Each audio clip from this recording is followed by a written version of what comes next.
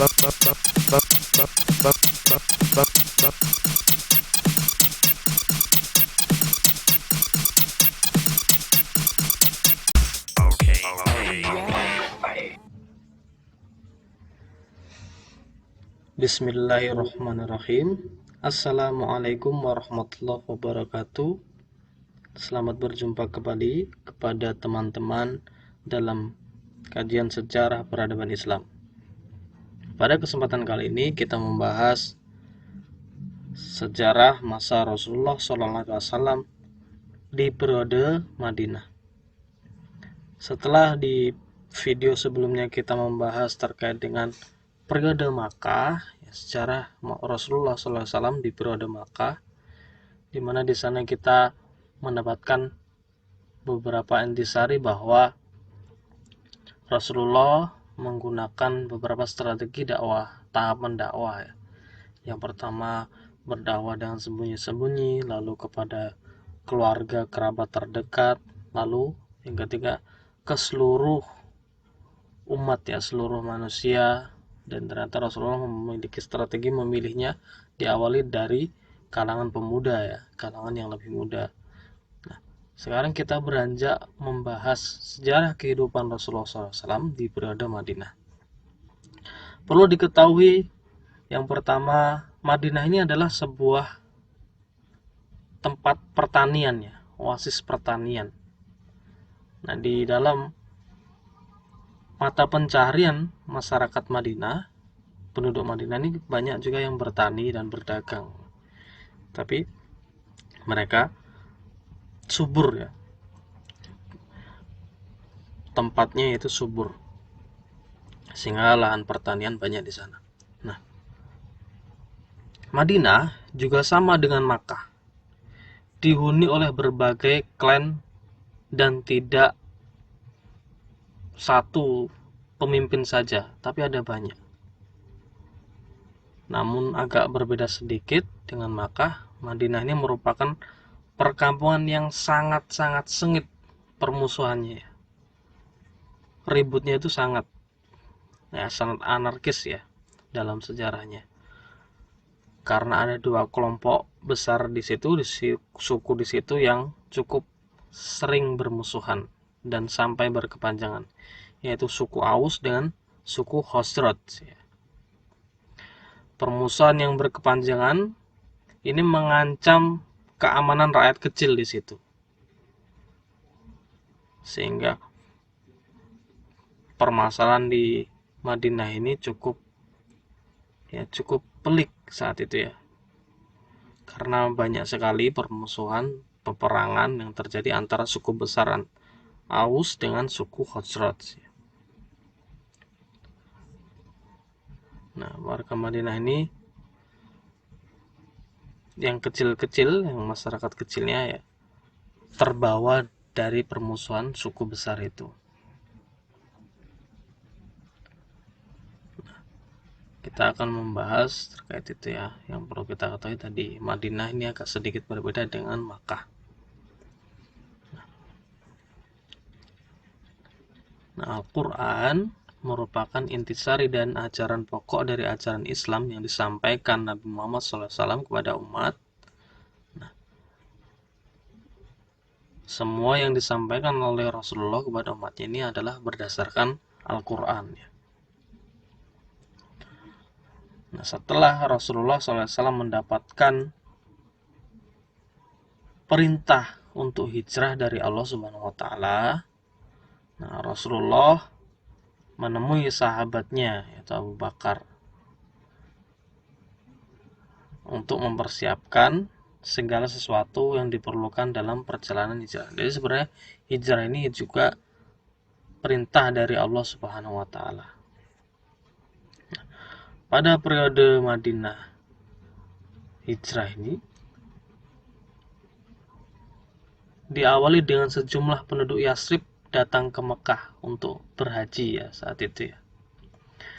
Jadi awal mula ada hijrah ke Madinah ini secara sejarah, secara sosiologis historis terdapat beberapa faktor yang melatar belakangi.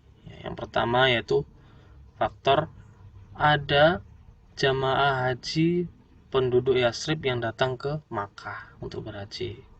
Mereka terdiri dari suku Aus dan Hajraj, suku yang tadi berseteru, ya, sering berseteru di Madinah. Dua suku besar berpengaruh dan sering berperang ya di Madinah. Dan ternyata suku Aus dan Hajraj ini, sejumlah penduduk Yasrib yang datang ke Makkah untuk berhaji tadi, ini masuk Islam dalam 3 golongan. Pada tahun ke-10 kenabian, ya, yang pertama dia masuk ke Islam ya, sehingga setelah dia masuk Islam, awalnya itu tujuan mereka masuk Islam ini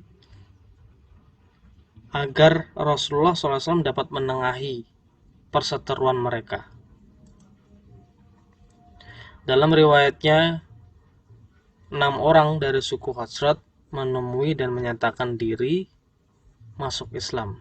Mereka mengharapkan Nabi agar bersedia mempersatukan kaum mereka yang saling bermusuhan di Yasrib. Lalu pada tahun ke-12 kenabian,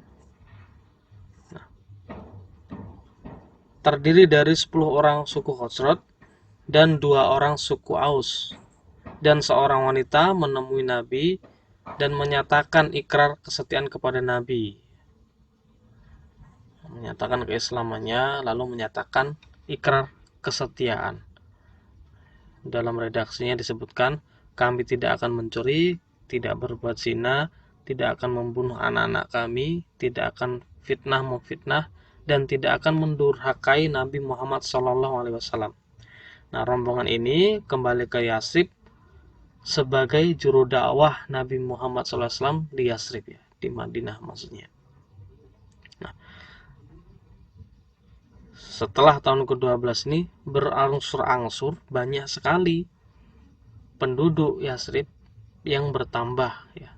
Sehingga pada tahun ke-13 jamaah haji Yasrib berjumlah 73 orang. Atas nama penduduk Yasrib, mereka meminta Nabi pindah ke Yasrib. Nah, mereka berjanji untuk membela Nabi Muhammad SAW ketika berpindah ke Yasrib ya, pindah ke Madinah. Nah, saat itu akhirnya Rasulullah SAW berkenan pindah ke Yasrib, pindah ke Madinah. Nah, akhirnya Nabi memerintahkan sahabat-sahabatnya untuk hijrah ke Yasrib. Dalam waktu 2 bulan, kurang lebih 150 orang telah meninggalkan kota Makkah. Nah, hanya Ali dan Abu Bakar bersama Nabi Muhammad SAW yang tertinggal ya. Lalu akhirnya Nabi pun hijrah ditemani Abu Bakar karena kafir Quraisy sudah merencanakan pembunuhan terhadap Nabi Muhammad SAW. Saat itu memakai siasat ya. Nabi pergi mendahului kelompok pembunuh itu, lalu tempat tidur Nabi Muhammad SAW ini digantikan oleh Ali yang tidur di tempat tidur Nabi Muhammad SAW, begitu ya.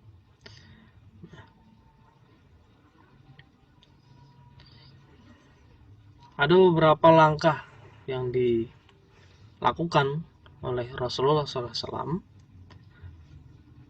dalam rangka membina masyarakat yang baru tersebut ya.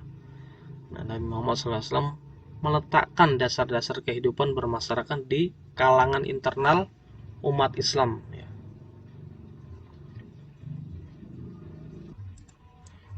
Yang pertama yang dilakukan yaitu pembangunan masjid ya. Sudah menjadi kebiasaan setiap kabilah sebelum Islam datang, mereka memiliki tempat pertemuan sendiri-sendiri. Lalu Nabi Muhammad SAW menginginkan agar umat Islam juga memiliki satu tempat pertemuan. yang akhirnya diberi nama oleh Nabi Muhammad itu namanya Baitullah, ya, rumah Allah, masjid itu ya. Nah, sebagai tempat beribadah, berkumpul, dan juga belajar, bermusyawarah, merundingkan masalah-masalah yang dihadapi, dan bahkan juga menjadi tempat pusat kepemimpinan pemerintahan saat itu. Masjid ya, pembangunan masjid. Yang kedua, dasar kehidupan bermasyarakat di kalangan internal umat Islam yaitu persaudaraan. Nabi mempersaudarakan antara golongan muhajirin, muslim asal Makkah, dengan kaum Ansor, muslim asal Madinah. Dengan demikian, setiap muslim terikat dalam suatu persaudaraan dan kekeluargaan. Sebagai contohnya, yaitu Abu Bakar dipersaudarakan dengan Harijah bin Zaid, lalu Ja'far bin Abi Thalib dengan Mu'az bin Jabal. Mereka dipersaudarakan. Hal ini berarti Rasulullah SAW menciptakan suatu bentuk persaudaraan yang baru berdasarkan agama, menggantikan persaudaraan berdasarkan kesukuan di zaman jahiliyah. Nah, dimulai dari langkah kedua hal di atas, lalu peradaban Islam terbentuk menjadi kuat.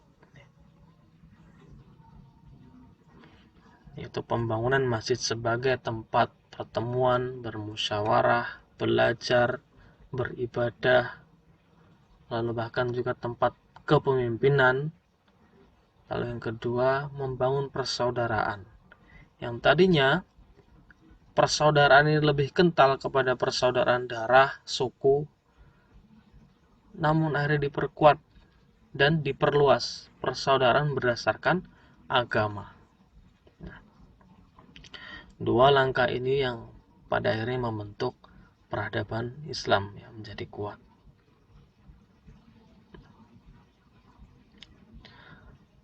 Torehan yang dilakukan oleh Rasulullah SAW yang selanjutnya yaitu membuat konstitusi Madinah. Nah, penduduk Madinah ini di awal kedatangan Rasulullah terdiri dari 3 kelompok, yaitu bangsa Arab Muslim, bangsa Arab non-Muslim, dan orang Yahudi.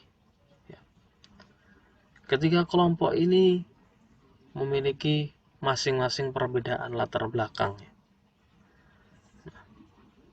Bertujuan untuk menyelaraskan hubungan antara 3 kelompok itu, Nabi mengadakan perjanjian dalam piagam yang disebut Piagam Madinah atau Konstitusi Madinah ya, dan bahasa modernnya sekarang.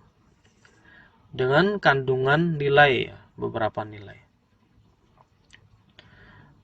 Pertama, semua kelompok yang menandatangani piagam merupakan suatu bangsa.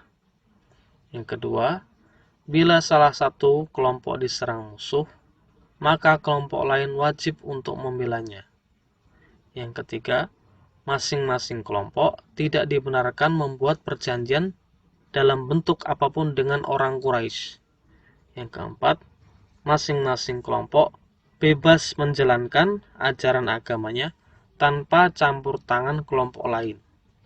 Yang kelima, kewajiban penduduk Madinah, baik kaum muslim, non-muslim, ataupun bangsa Yahudi, saling membantu moral dan material. Yang keenam, Nabi Muhammad adalah pemimpin seluruh penduduk Madinah dan dia menyelesaikan masalah yang timbul antar kelompok. Dalam konstitusi Madinah yang terdapat 6 kandungan nilai ini dalam satu referensi diketemukan.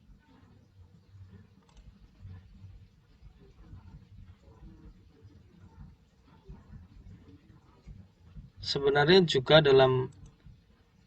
kalau kita melihat pasal-pasalnya, ini keseluruhan pasalnya ada 47 yang disusun dalam referensi yang lainnya secara rapi. Dan kandungan muatannya ini juga ada macam-macam. Tidak saja disimpulkan dalam 6 muatan ini, tapi ada juga yang membaginya dalam beberapa muatan nilai. Jadi teman-teman bisa menyimpulkan sendiri dengan referensi yang mana. Tapi ketika diteliti pasal-pasal dalam Piagam Madinah ini ternyata muncul kandungan-kandungan nilai. Yang pertama yaitu persatuan umat, yang kedua asasi manusia, lalu yang ketiga persatuan dan keagamaan, yang keempat persatuan warga negara, lalu yang kelima golongan minoritas, perlindungan golongan minoritas, lalu tentang warga negara, lalu yang ketujuh pertahanan negara, lalu yang kedelapan pasal pimpinan negara, lalu kesembilan politik perdamaian. Nah, itu ada 9 muatan nilai juga yang diketemukan. Ini di dalam referensi yang lain menyebutkan itu. Nah, mana yang teman-teman nanti bisa yakini? Karena kalau kita melihat pasal-pasalnya memang ada 47 pasal. Dan 47 pasal ini bisa diambil hikmahnya menjadi 6 muatan ini ataupun yang 9 muatan tadi. Karena ternyata kalau kita lihat misal gini, satu ya, semua kelompok yang menandatangani piagam merupakan suatu bangsa. Ini kalau kita lihat ini bisa juga didefinisikan sebagai muatan nilai warga negara. Karena secara tidak langsung siapa yang bersepakat di situ dianggapnya satu bangsa, satu negara begitu ya. Bila salah satu kelompok diserang musuh, maka kelompok lain wajib untuk membelanya. Nah, ini pertahanan negara juga. Masing-masing kelompok tidak dibenarkan membuat perjanjian dalam bentuk apapun dengan orang Quraisy. Nah, ini pertahanan negara dan perdamaian. Lalu masing-masing kelompok bebas menjalankan ajaran agamanya tanpa campur tangan kelompok lain. Nah, ini hak asasi manusia, perlindungan minoritas. Nah, ini kan ada muatannya. Dan ternyata ada 47 pasal secara yang sudah disusun. Jadi berdasarkan konstitusi di atas dapat diketahui bahwa Nabi telah membentuk sebuah prototip negara Islam ya di Madinah saat itu. Dan Rasulullah menjadi kepala pemerintahannya yang mempunyai otoritas untuk menyelesaikan segala masalah yang timbul berdasarkan konstitusi. Nah, sebab dalam muatannya juga disebutkan bahwa Rasulullah adalah pemimpin seluruh penduduk Madinah dan dia menyelesaikan masalah yang timbul antar kelompok ya. Oleh karena itu, di Madinah Nabi Muhammad mempunyai kedudukan bukan saja sebagai Rasulullah SAW, tetapi juga sebagai kepala kepemimpinan negara saat itu. Dengan kata lain, dalam diri Nabi terkumpul dua kekuasaan, kekuasaan spiritual dan kekuasaan duniawi saat itu ya. Dan dalam penelitian-penelitian yang dilakukan di masa modern ini, ternyata Piagam Madinah ini adalah satu konstitusi pertama di dunia. Dan kandungannya mengandung nilai toleransi, perdamaian, asasi manusia, pertahanan negara tadi ya. Sebab di sini sebutkan bahwa semua yang bersepakat menandatangani piagam itu dilindungi, saling bantu-membantu, boleh beribadah, ya bebas menjalankan ajaran agamanya. Itu terkandung di dalam pasal-pasalnya. Nah, maka wajar saja terdiri dari 3 kelompok ini masih ternyata bisa hidup saling berdampingan saat itu ya. Dan bahkan dari Madinah ini akhirnya bisa menguasai sebagian wilayah Arab yang lainnya. Nanti kita akan lihat ya.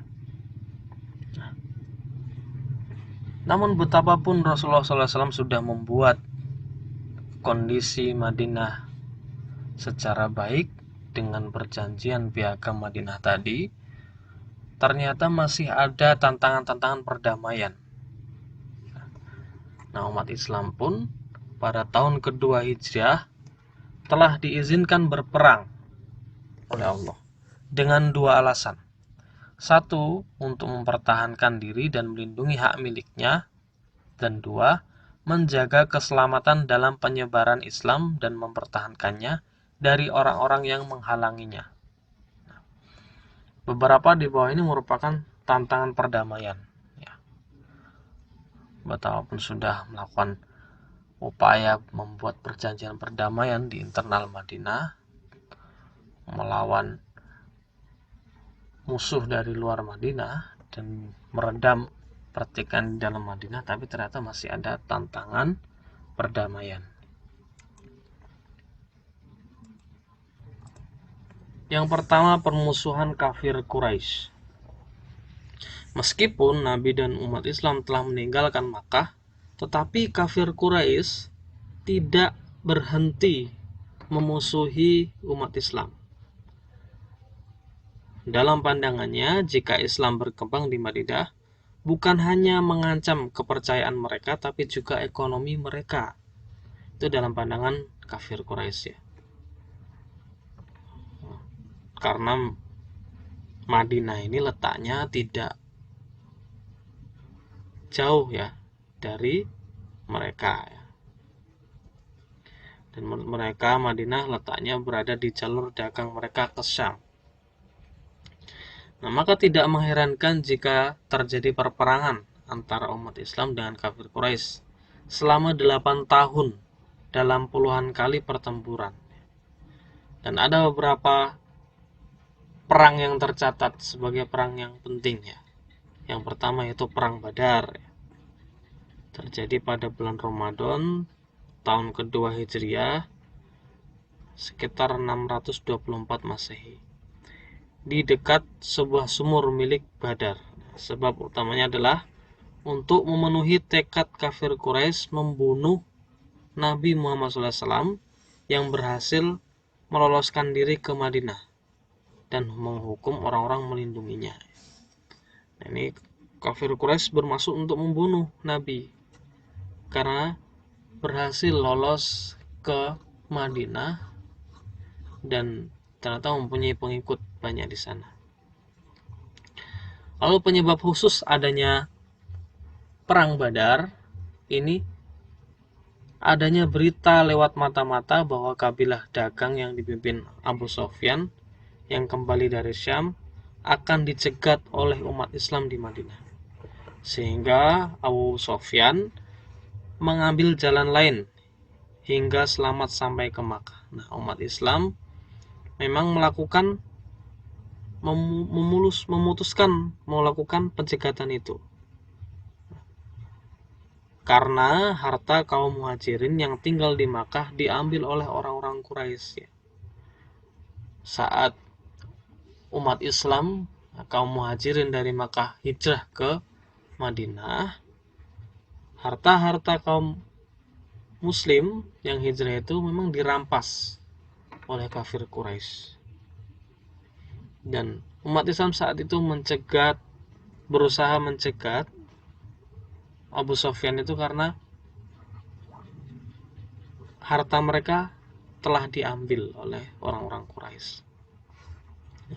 Orang-orang Quraisy sebanyak 1.000 orang di bawah pimpinan Abu Jahal bergerak menuju Madinah. Sementara umat Islam sebanyak 314 orang menyongsong barisan itu. Akhirnya terjadilah peperangan ya. Peperangan Badar ya, yang pertama. Lalu perang yang lain yaitu perang Uhud. Perang Uhud terjadi di tahun ketiga Hijriah. Penyebabnya karena kekalahan kaum Quraisy dalam perang Badar. Nah, mereka ingin membalas lagi untuk menyerang umat Islam lagi. Karena berusaha membalas dan memang berniat untuk membalas kekalahan di perang Badar, kafir Quraisy di bawah pimpinan Abu Sofyan memobilisasi 3.000 prajurit. Beberapa orang pembesar itu juga disertai istrinya untuk berperang. Seperti istrinya Abu Sofyan itu juga Hindun, mereka juga berangkat perang ke Madinah. Nah, mendengar berita itu, Nabi bermusyawarah dengan para sahabat dan disepakati untuk menyongsong musuh keluar kota. Jadi Nabi Muhammad dengan pasukan 1.000 orang meninggalkan kota Madinah. Tetapi baru saja melewati batas kota, Abdullah bin Ubay, seorang munafik, dengan 300 orang Yahudi membelot dan kembali ke Madinah. Meskipun dengan 700 pasukan, Nabi tetap melanjutkan perjalanan. Nah, di Bukit Uhud, kedua pasukan itu bertemu. Nah, makanya disebut Perang Uhud. Nah, bisa diperdalam tentang cerita Perang Uhudnya ya. Lalu yang ketiga, Perang Handaq, Perang Ahzab. Ini terjadi di bulan Syawal tahun 5 Hijriah. Di pihak musuh membentuk pasukan gabungan yang terdiri orang-orang Quraisy, suku Yahudi yang mengungsi ke Khaybar, beberapa suku Arab lainnya. Mereka berjumlah 10.000 tentara di bawah pimpinan Abu Sofyan. Menghadapi pasukan sebanyak itu, Nabi memutuskan bertahan. Setelah mendengar usulan dari Salman Al-Farisi, nah, umat Islam menggali parit, makanya disebutnya Perang Handaq, parit ya, terutama di bagian utara kota. Lalu perang yang lainnya yaitu di perjanjian Hudaybiyah. Sebenarnya perjanjian Hudaybiyah ini niatnya bukan untuk perang ya, melainkan untuk ibadah umroh. Nah, karena itu kaum muslimin memakai pakaian ihram sebenarnya tanpa senjata.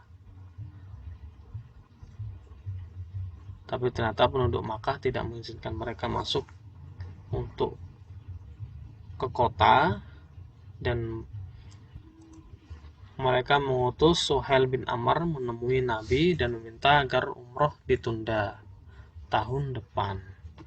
Ya, sebenarnya niatnya untuk umroh.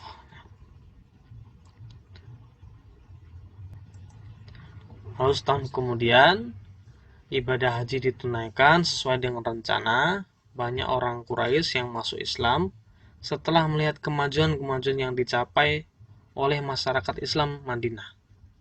Di antaranya Khalid bin Walid, Amr bin As ya.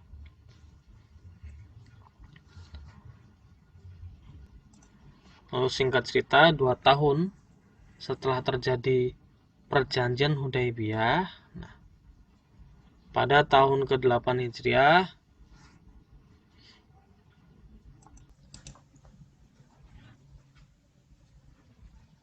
ternyata kaum Quraisy melanggar perdamaian, perjanjian perdamaian, gencatan senjata. Nah, mereka membantu sekutunya Bani Bakr yang berperang dengan Bani Huza'ah, sekutu umat Islam. Nabi menegur Abu Sofyan tentang bantuan mereka. Ternyata dijawab Abu Sofyan bahwa perjanjian Hudaybiyah telah mereka batalkan. Nah, oleh karena itu, maka Nabi bersama 10.000 pasukan pergi ke Makkah untuk melawan mereka. Nah, menjelang sampai ke Makkah, pasukan Islam berkemah di pinggiran kota Makkah. Nah, Abu Sufyan, pemimpin Quraisy, dan anaknya Muawiyah dan juga paman Nabi Abbas menemui Nabi untuk menyatakan diri masuk Islam. Itulah yang akhirnya disebut sebagai penaklukan kota Makkah, Fatu Makkah ya. Fatul Makkah. Nah, itu permusuhan kafir Quraisy berakhir di situ. Nah, permusuhan yang kedua yaitu permusuhan Yahudi. Seperti yang telah disebutkan bahwa pada mulanya orang Yahudi termasuk diantaranya orang yang menanti-nanti kedatangan Nabi Muhammad SAW. Tetapi karena Nabi berasal dari bangsa Arab, mereka menolaknya. Nah, sewaktu Rasulullah SAW mau mengadakan konstitusi Madinah, mereka termasuk yang ikut menandatangani sebenarnya ya. Tapi kedengkian mereka semakin bertambah kepada umat Islam setelah mereka menyaksikan pesatnya perkembangan Islam di Madinah. Mereka memusuhi Islam dengan bertahap. Mula-mula bergabung dengan orang-orang Quraisy, lalu melakukan tipu muslihat. Lalu mereka akhirnya memusuhi umat Islam dengan secara terang-terangan. Beberapa perangnya yaitu perang Khaybar ya, yang terjadi antara umat Islam dengan Yahudi. Lalu juga kejadian-kejadian lain yaitu Bani Khuraizah, Bani Nadir ya. Kejadian-kejadian permusuhan yang dari Yahudi kepada umat Islam. Lalu permusuhan yang ketiga itu permusuhan orang Arab lainnya.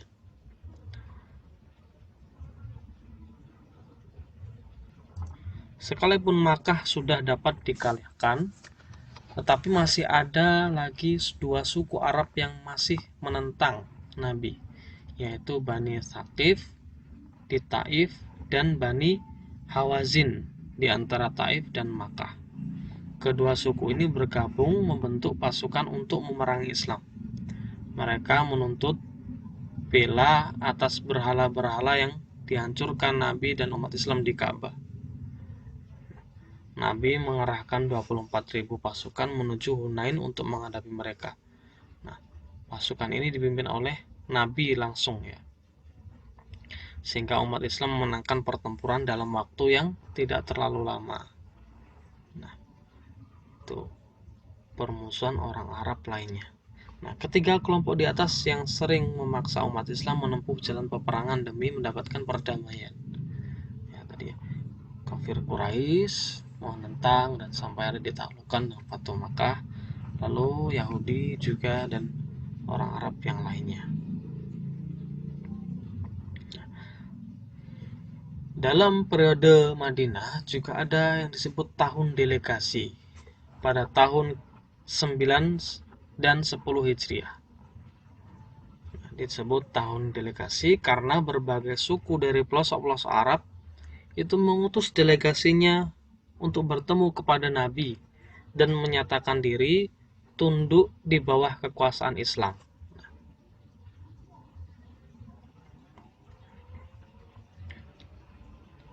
Menariknya, di periode tahun inilah akhirnya kekuasaan Islam semakin menyebar kemana-mana ya. Karena pelosok-pelosok delegasi dari pelosok-pelosok Arab tadi itu semuanya berbondong-bondong. Banyak yang datang menemui Nabi, menyatakan diri masuk Islam, lalu menyatakan bahwa mereka tunduk kepada kekuasaan Islam dan ingin mendakwahkan Islam kepada kelompok asal mereka. Setelah peristiwa Fatul Makkah, persatuan bangsa Arab telah terwujud. Peperangan antara suku sebelumnya telah berubah menjadi persaudaraan beragama. Dalam satu riwayat, jumlah delegasi ini sekitar 70 sampai 100. Ya. Ada yang dari selatan Yordania, daerah pantai Yaman, Oman, Laut Merah, hingga Teluk Arab. Mereka berbondong-bondong menemui Nabi dan membuahkan hasil bahwa mereka masuk Islam. beserta kaum-kaumnya. Saat itulah akhirnya Islam semakin berkembang, semakin menyebar ke berbagai daerah. Masa akhir Rasulullah SAW pada tahun ke-10 Hijriah, Nabi menunaikan ibadah haji yang dikenal dengan Haji Wada. 3 bulan setelahnya Nabi ke Madinah. Beliau menderita sakit. Abu Bakar disuruh Nabi mengimami kaum muslim saat itu sholat sebanyak 3 kali. Beliau tidak sanggup melakukan untuk memimpin sholat saat itu. Sakit Nabi berlangsung selama 14 hari. Akhirnya beliau menghembuskan nafas terakhir pada hari Senin 12 Rabiul Awal tahun 11 Hijriah dalam usia 63 tahun di rumah istrinya namanya Aisyah.